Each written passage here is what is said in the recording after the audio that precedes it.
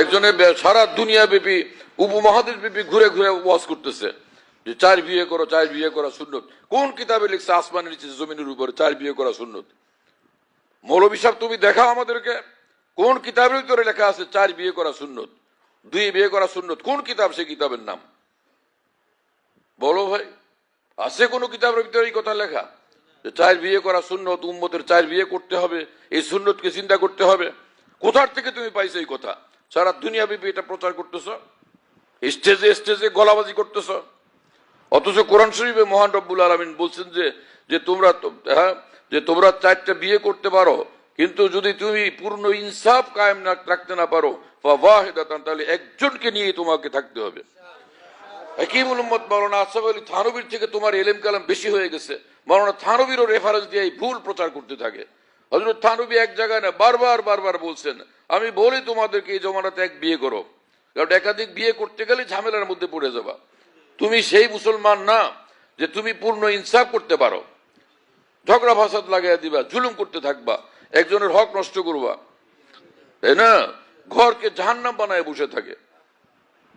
এই কথা তো হাকিমুল উম্মত মাওলানা থানভী বলছেন। আমার নিজের চোখে হযরতের কিতাবে এক জায়গায় না বারবার দেখছি আমি।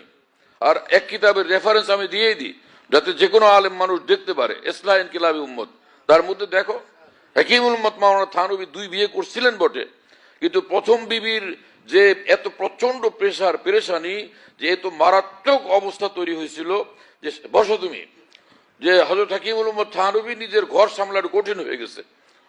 যে দিন রাত ঘরের ভিতরে ফিতনা, ভয়ঙ্কর পেরেশানি, এত পেরেশানি যে কোনোভাবে দিনের খেদমত সুস্থভাবে করার রাস্তা এটা নিষ্কণ্টক থাকে নাই। পরে হযরত হাকিমুল উম্মত থানভী দ্বিতীয় বিবিকে তালাক দেওয়ার জন্য প্রস্তুত হয়ে গেছেন, যে আমি এরকম আগুনের মধ্যে কয়দিন থাকবো।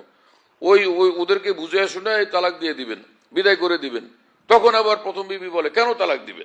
তাকে বিয়ে করছে, আবার তালাক দিবে কিসের জন্য? কি যন্ত্রণা! পরে হযরত তাকে নিয়ে দুজনকে নিয়ে থাকছেন। হযরত হাকিমুল উম্মত থানভী ঘরে যাইতেন, আর ঘরের মধ্যে যত পেরেশানি হইতো দুনো বিবির মধ্যে, খানকে এসে পরে বলতেন যে এই পেরেশানি আজকে ঘরের মধ্যে, এই পেরেশানি আজকে ঘরের মধ্যে, যে আমি অসুস্থ হয়ে যেতেছি। এরপর হযরত থানভী বলতেন যে তোমরা কিন্তু সাবধান হও, আমি বিপদে পড়ে গেছি, এরকম জানলে তো আমি বিপদে পা দিতাম না। পরে লোকেরা হযরত থানভীকে বলতো, আপনার সব কর্মকাণ্ডের অনুসরণ করে আপনার অনুসারী উলামায়ে কেরাম, আপনার খলিফারা এবং সারা বিশ্বের মুসলমানরা যারা আপনাকে শ্রদ্ধা করে, বিশ্বাস করে। তা আপনি 2 বিয়ে করছেন, সবাই তো 2 বিয়ে করবে, যে এই মুজাদ্দিদের অনুসরণে আমরাও করি।